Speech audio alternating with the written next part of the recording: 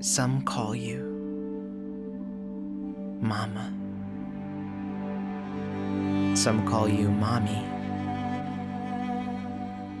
Some call you the most smartest. Some call you so funny. Some call you homework helper. Some call you higher. Some call you their hero. And also their taxi driver. Some call you Nana or Abuela or Mima. Some call you Mother. Please stop spoiling them all. Some call you a mentor. Some call you a friend. Some call you God's kindness for the mother they never had. Some call you from the beginning. Some call you much later. Some call you guardian or foster parent on paper. But paper never stopped you from showing up open-handed. You were no less the mother and the love God intended. Some call you joy, some call you graceful, some call you strength, some call you faithful, some call you constant, some call you care, some call you always, some call you there. Some call you the greatest, some call you the bomb. But I call you blessed. I call you Mom.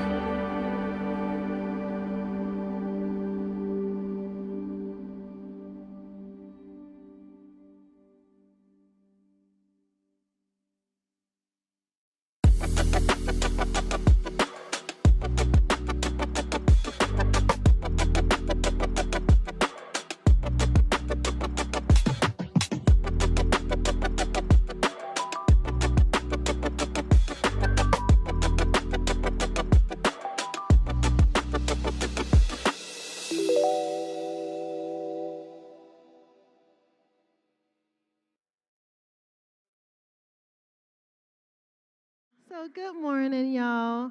I'm Keisha, and um, thank you.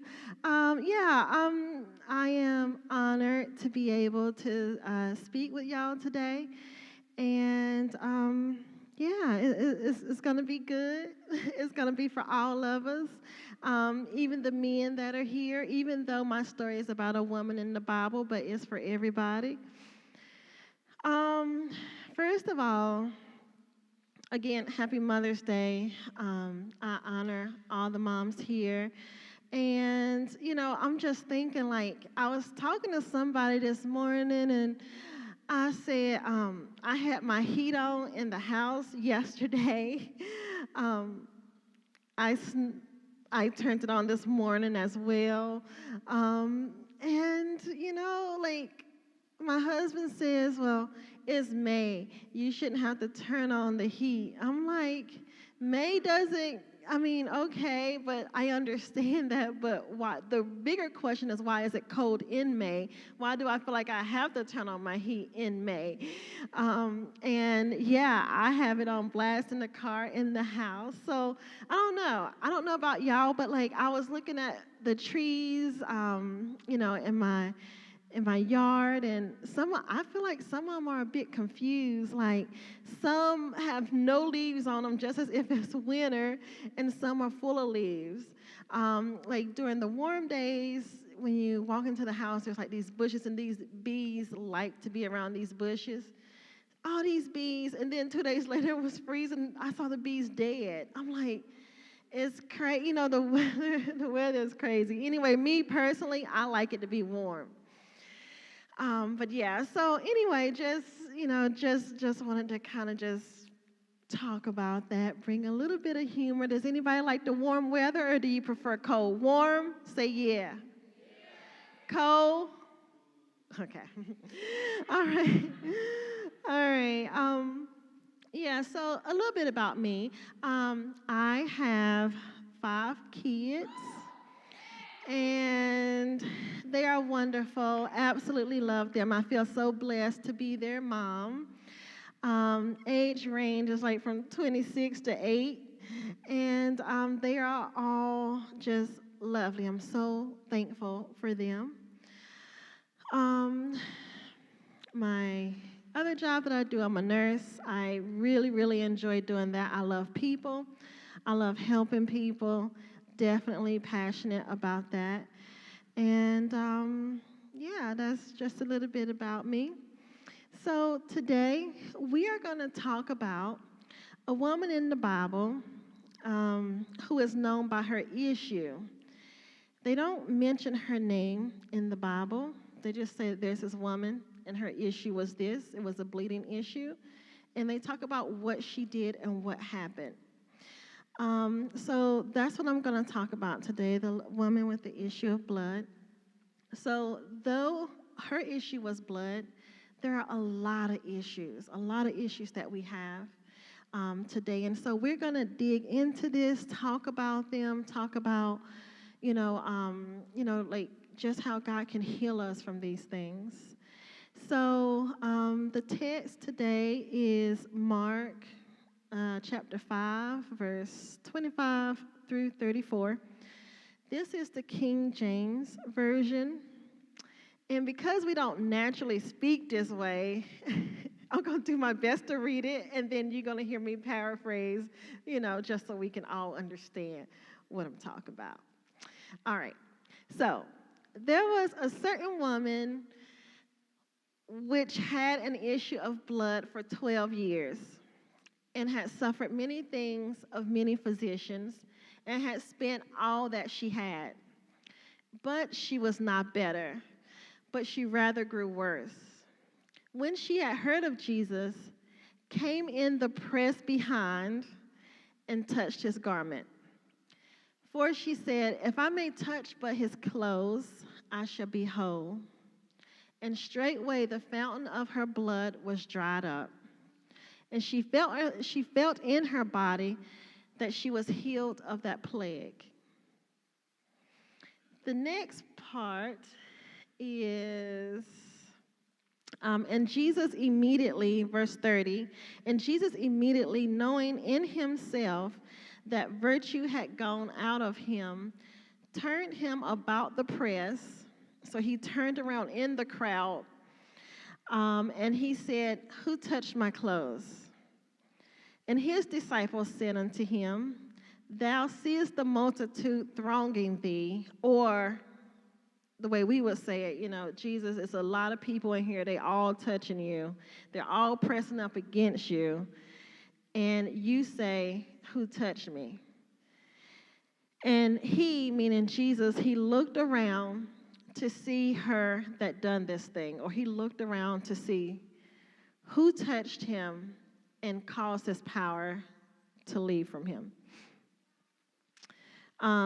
But the woman, fearing and trembling, knowing what was done in her, came and fell down before him and told him all the truth. And he said to her, daughter, thy faith hath made thee whole. Go in peace and be whole of thy plague, or go in peace and be healed. All right, so I'm just going to break this apart for you. We're going to talk about it. And we're going to talk about it in a way that relates to all of us. So this woman, she had been bleeding for 12 years. That's a long time. She saw every doctor that she could possibly see. She never got better. She only got worse. The verse also says that she spent all that she had. So not only did she spend all her money, all her resources, but I'm sure that she had hopes, she had dreams. So she spent all of her hopes, her dreams, her time, all her resources looking for somebody that could help heal her. And rightfully so, right? If we have a problem or an issue, we're going to look for a doctor. Some of us, we go to a doctor and we're going to go seek their help, or unfortunately, sometimes we look for help in other things, whether it's, smoking or, other people or another person, men or women. Um, so this lady, right? Because again, they don't say her name, and I believe that they don't say her name because I feel like that her issue took over her identity. And so therefore, nobody really cared what her name was. All they know is that she got a problem. And really in those days, she isn't supposed to just be out and about in the community. Whenever she went out, she would have to yell, unclean, or unclean, which means everybody's going to get away from her or either push her out and tell her to stay away. Can you imagine having to go somewhere and tell somebody about your issues or announce them? Whatever it may be. I have, cramps, and you have to tell everybody that when you're going somewhere, so that's what this woman's life was like. She, I can't see where she could have had any type of meaningful relationships, right? Because she couldn't be around anybody. I'm sure she felt alone, lonely. She felt rejected. And I'm pretty sure that we all can identify with these issues right here. Feeling rejected, feeling like you're not good enough.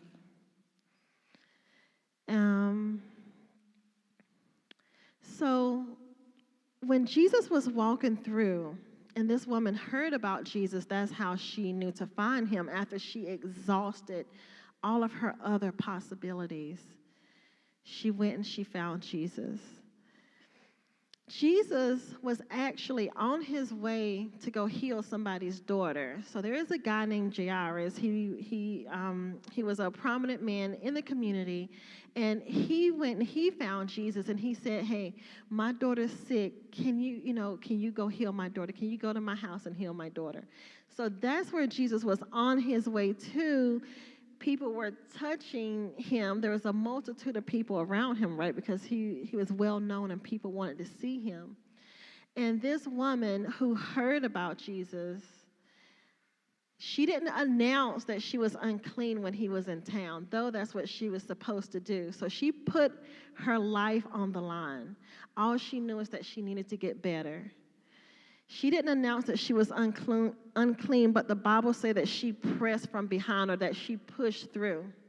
So when I think about her pushing through, I think of a couple things. One thing is in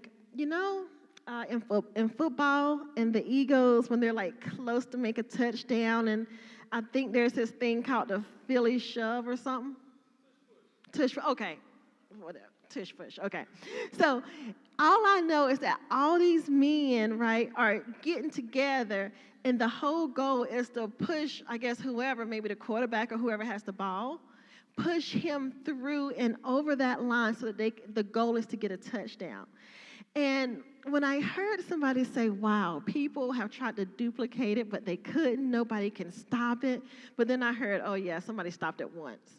But still, but that's what I feel like. Like they take all their energy and all their strength because they need to make that touchdown, and they're pushing through, and nobody has been able to stop that except that one time. So that's what I think about. Or we can look at it this way. There are so many issues in our life, right, that we have to press through and that we have to persevere through. There's the issues of, even with this woman, people are saying, they recognize her. Wait, you weren't supposed to be out here. Not only are you not supposed to be out here, but much less, you're definitely not supposed to be touching Jesus or even getting near him. And I feel like that's our life. It's like people are saying, wait, who do you think you are? Like, you don't belong here. You aren't supposed to be here. Or you come from this family. Or I remember when you did this or that. Like they try to identify you by your issues or your problems and try to say that you aren't good enough to do whatever it is that you want to do. But I love how Jesus don't identify us that way. He sees us as daughter. He sees us as brave. He sees us as courageous. and he loves us. He does not identify us as our issue. And God has good plans for all of us and every single one of us. So she's pushing through, right? So she's pushing through this crowd, and she's saying in her mind or to herself, if only I can just touch Jesus, I can be whole. And with an issue, the word issue in Hebrew, it means hemorrhage, which is a continuous flow of blood that can't be stopped. And anybody knows that if somebody's bleeding, what's the first thing we want to do? Right, we want to stop that. We want to put pressure on it, and we want to stop it. Whether it's finding something, a tourniquet, we want to tie it off. We need to stop that. But so therefore, can you imagine 12 years and not being able to stop that? So when I think about how long she's been bleeding for, well, she could be anemic. And when you're anemic, it's, you can become weak, you're tired, you're fatigued. You don't have as much strength as you normally would, right? If you're, not to get too technical, but if your hemoglobin or your numbers were where they should be, right? If you weren't constantly bleeding, because that's not normal. So you're fatigued, you're tired, a little bit foggy, you're a little bit forgetful. But somehow, some way, she found the strength and the courage to push through. And all she kept saying was, you know what, if I can just touch Jesus, if I can just touch him. And she's pushing through. I'm sure that people are knocking her over. And so like in my mind, what I see is her pushing through. She gets close enough to Jesus, trying to touch him, but falls forward, only touching the hem of his garment, only like just barely touching him. But again, she kept saying in her mind that was her goal and that was her focus, if I can just touch him. So a few things here is her falling forward, right? So she went in faith. She believed that if she touched him, she would be healed. So even if you're falling forward or falling down, falling forward, but in faith, you know what? That's okay, because her falling forward, she was able to barely touch him, and she went and took her healing. She didn't ask him, well, I'm sick. Can you please heal me? No, she went and she took what was hers, and she knew that that was available for her. So what is it that we need today? What is it that you need that Jesus has, right? Because Jesus has it all. He's our provider. He's our healer. He loves us unconditionally. So just imagine Jesus being here right now, which he is, and he has whatever it is that you need. And he's saying, here, all you got to do is take it. It's yours. I want to give it to you. But unfortunately, sometimes we don't know how to receive or take what's ours. So today, whatever it is that you need, whether it's healing or whether it's joy because you've been feeling down, whether it's peace, you can have that. And I know that somebody asked me the other day just to pray for peace. And my prayer is that even if or when there's like chaos, right? Because there's a lot going on in the world, but if there's chaos even all around you or war around us, that we can still have that peace within us. Like, let's not allow our external factors to disturb the peace that God has given us. And whether it's mental peace or peace in our hearts that we need, we can still maintain that. And people won't understand it, and that's okay because they don't have to understand it. All we need to know is that, you know what, God has given me this peace, and that's what I'm going to maintain. So, this woman, she was desperate. She was desperate to get to Jesus. Again, I feel like that she thought that that was her only option.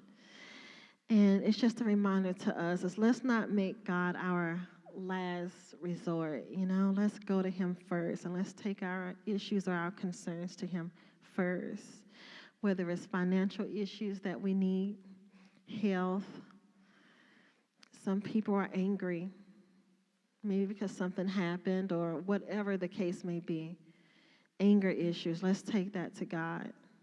Whether it's career, relationship issues, whether it's with the parents, whether we have an issue with our parents or the parents have an issue with our children.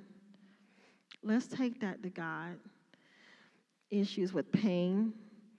Pain isn't necessarily a bad thing. It's an indication that something's wrong and that it needs to be fixed or it needs your attention. There's weight issues, right? Wegovy and Ozempic been on back order for months. There's abandonment issues, rejection issues, and that's like when we talk about inviting people to church and we're like, but what if they say no? But what if they say yes? There's that thing about feeling rejected. I was talking to my little daughter one day, and I was saying something, I'm not sure what it was, but she was like, or Dad was saying something, and she was like, y'all trying to make me feel embarrassed.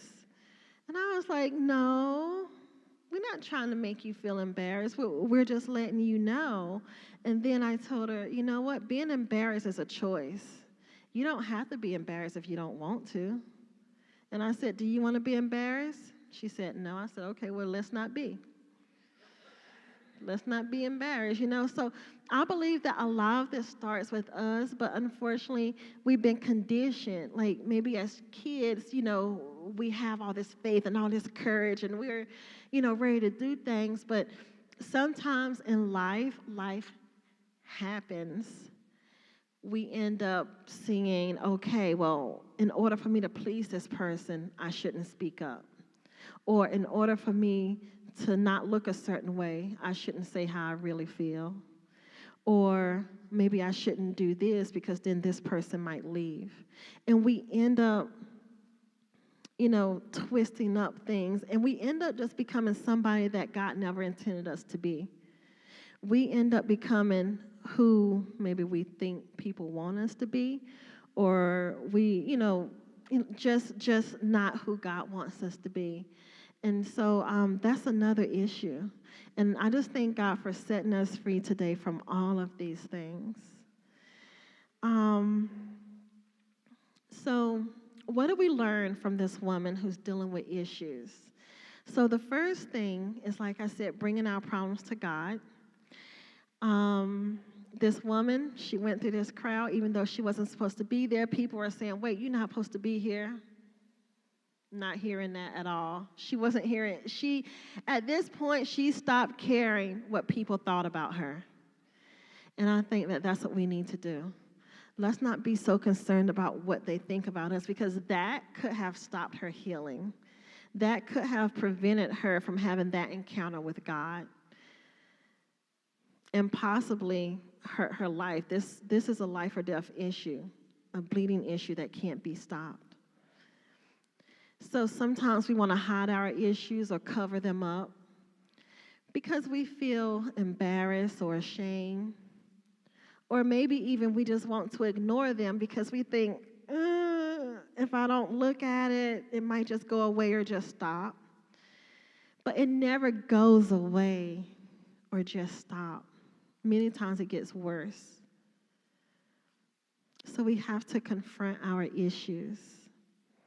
Some people don't like confrontation, but I'm praying today that God will give us the strength that we need to be the women and men that He's called us to be, so that we can confront these things and fix them. Not that we have to do it in an angry way, but so that we can do it in a proper way and get what we need. So it takes courage to confront an issue. One of the verses that I think of is in Joshua chapter 1, and it's, have I not commanded, be strong and courageous. Do not be afraid. Don't be discouraged, for the Lord your God will be with you wherever you go. And again, and he says this multiple times throughout Joshua chapter 1, and of course throughout the Bible, but this is just the one that comes to my mind in Joshua. He says it multiple times. Haven't I told you, be strong and courageous? I'm reminding you, be strong and courageous. And I believe that he's reminding us of this because of life issues, right? There are going to be things that come up in our lives that's going to cause us to be afraid. He's saying, make sure you be strong and courageous. So when those things come up, or you have to face those giants, or you have to go to that doctor's appointment, or you have to try to end this relationship with somebody who don't want to end it, you need to be strong and be courageous. He's also given us wisdom. So we're going to make sure that we find that courage because God has already put that in us. We just have to tap into it. There are some people who there's an opportunity that may be presented to you and maybe you're afraid to take it or you're just afraid of the unknown. I'm praying that God will give you the courage and the wisdom to be able to make a good quality decision. Whether it's a relationship that maybe you're trying to figure out, should I do this or should I not? I'm praying that you'll find the courage to be able to make the right answer and not do what we think somebody else wants us to do.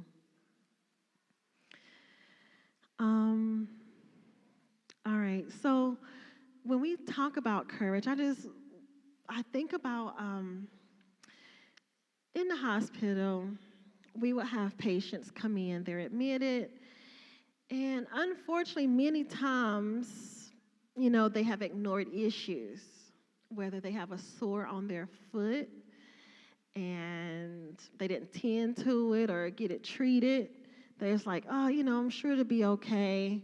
The sore is getting bigger. Now they're limping. It's causing pain, or maybe be at the point to where now they can't even feel the pain. There's just a sore there and they don't know it. And then they come into the hospital and then they're telling them that they need to amputate that or cut it off. Toes, foot. Again, this is just to encourage us that let's not ignore things. Let's deal with it. God will give us the courage to do it. Or they'll come in and say, you know what, I've had this back pain. It's not going away. And then we do imaging that they've been afraid to get because sometimes they're like, but what if they find something? Okay, then we can deal with that. And what if they don't find it? Then at least you know. Or, they come in and this woman was like, and we had to tell her, you have stage 4 metastatic cancer. And whenever I have those type of patients, I like to talk to them. Those who, you can tell who's willing to talk and have these conversations with you. And I'm like, because I want to know, like, did you feel anything? Did you notice anything? Was there pain? Like what happened? And I want to know, one, so that I can learn and be more aware of my body, but also like just to hear their story. And so, again, let's not ignore things. Let's find the courage and the strength to address them. The second thing is she pushed through the crowd, right? So she pushed through the crowd. I talked about that. She had to find strength from somewhere to push through that crowd. Like I said, she's probably anemic, weak. And the thing is with anemia, do y'all know anybody who likes to eat ice? Do y'all know anybody who like to eat ice? Okay, you ain't got to say it. You can be like, yeah, I know somebody. I was like that. I crave ice so much. I have a lot of friends that crave it. It's usually women. They crave it, and I had to have it. Like, I had to have my ice. I had to have it. I didn't care. Right? I'm going to hurt somebody up in here if I don't get my ice. My teeth hurt. I'm like, Lord, it's going to fall out. I need my ice, though. And I was anemic. And so when our body is craving something that is naturally supposed to have, we crave things like that. So when we crave, there's a deficiency in our body, so we're craving ice. And this condition is called pica, P-I-C-A. We crave ice. or chalk, powders, like powder, you know what I'm talking about? Powders? Powder, yeah, baby powder. Powder, clay, and all of these things like I would want. Oh, these minerals that my body is missing, I would want them. Um, However, I am so much better now. I changed some of the things that I eat, and now I no longer crave those things. I feel free. Like that is, yeah, I feel free.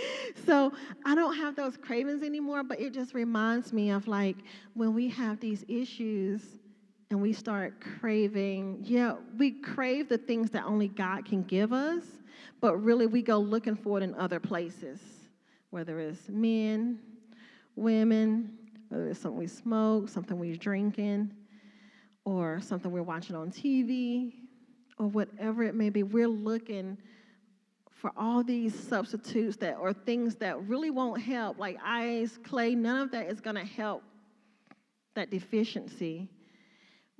But same thing as with our lives, as we're looking in other places for things that really isn't going to help that issue at all. So let's go to the real thing. Let's take that to Jesus. Um,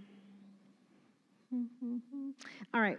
So number 3, my third point is don't give up. Um, it means that we have to win the battle in our mind. And I love how this woman in her mind or said to herself, if I just touch Jesus, I'll be healed. If I can just get to him, I'll be healed. If I just hold on and persevere, I'll finish these classes. If I can just stay patient, I can, tolerate driving in Philly for a little bit longer. If I just continue to trust God, I know that he will make a way, whether it's on my job. If I continue to pray for my kids, I know that they're going to be okay. If I continue, to go to church and be consistent, I know that I'll find real friends that I can trust. And not only that, but that my faith will grow. And so, again, is what are we saying to ourselves?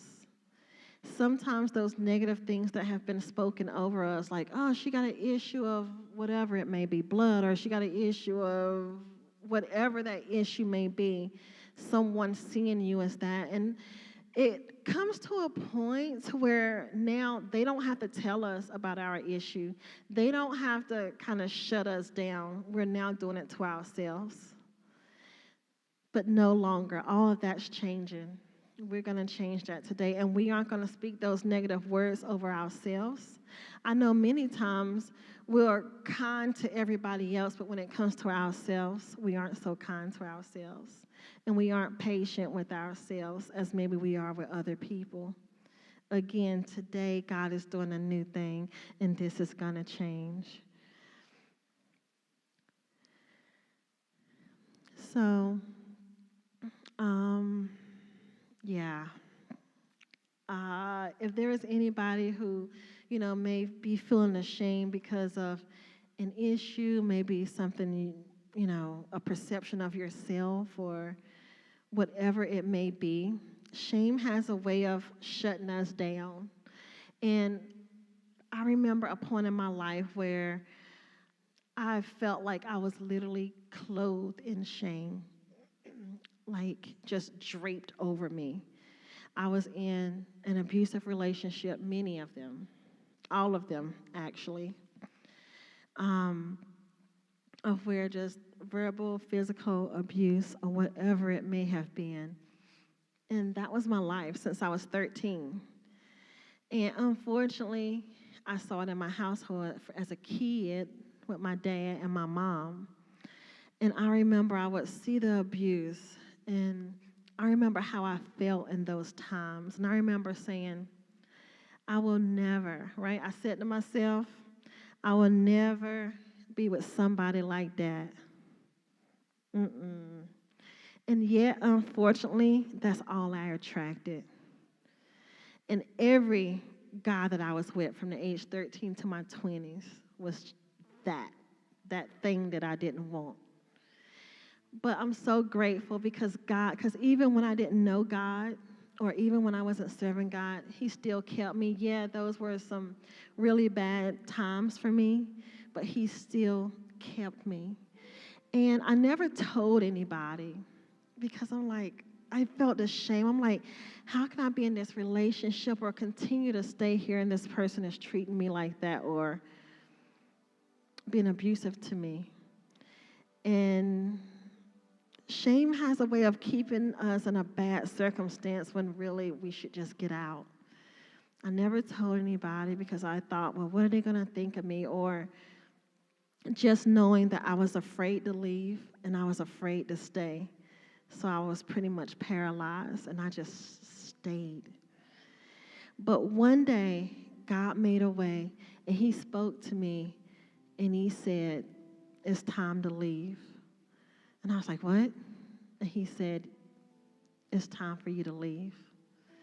And I'm like, well, where am I going to go? And here I am, like this woman, afraid, trembling, like many of you, maybe in some of our circumstances, you don't know what to do. And all I did was just simply obey what I heard. He said it was time to go. I said, okay. I said, who should I call? And he was like, call your dad. I called my dad. At the time, I was living in North Carolina. My dad lived here. And I said, well, my dad's been asking me to come up here for a long time, and I've been telling him no. So now if I call him, he's going to be like, what you want to come here? And I'm trying to reason. God just said, call him.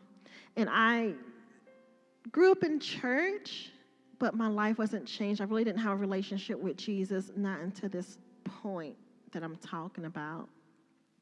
So it's not like I've been a Christian forever. No. God can speak to any of us at any point of our life, relationship, whether you serve Him or not, because He's that good and He loves us so much. He's always speaking to us, but sometimes we aren't listening. We're just ignoring that voice. I called my dad and I was like, Daddy, I said, can I come live with you? And he was like, yeah, baby girl, yeah. And I was like, okay. He said, I'll be down there next week to get your stuff.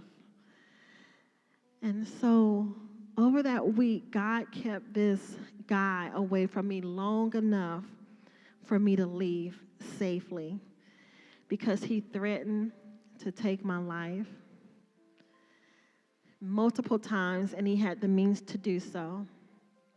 And I was just in a bad situation at that time, a really bad situation. And I believe that if I did not go, that I had already made plans to harm this person in a particular way. And I knew it. It was either I'm going to get him or he's going to get me. And I was already prepared to do that because that's what I thought my only option was. So maybe there's some things in your life and you think, you know what, this is the only option. Well, have you talked to God about it? Have you took the time to hear what God has to say about your issue or your situation? Sometimes that decision or that only answer that we think is the only available answer. Let's talk to God first, because had I made that decision, you probably would have never known me. And so my dad came. He kept this guy away long enough for me to leave. And there's a little bit more to the story, but God took care of me, and I was able to leave from there, come here, start a new life. I'm so thankful to be here. God has really blessed me, and again, thank you.